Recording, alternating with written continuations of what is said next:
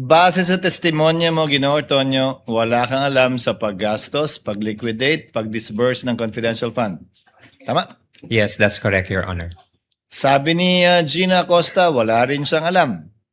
Tama? Alam mo ba yan? Na wala rin siyang alam sa paggastos ng confidential fund at kung paano ito niliquidate. Would you know that? Based on what I have read Na in testimonya news, niya? Yes, sir. Base sa pagkakaalam mo,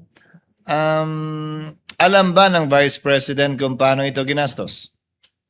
The way I understand it, sir, as the head of agency, I would understand that she knows the implementation, sir. Yes. So si Colonel Lachica, alam din siyempre.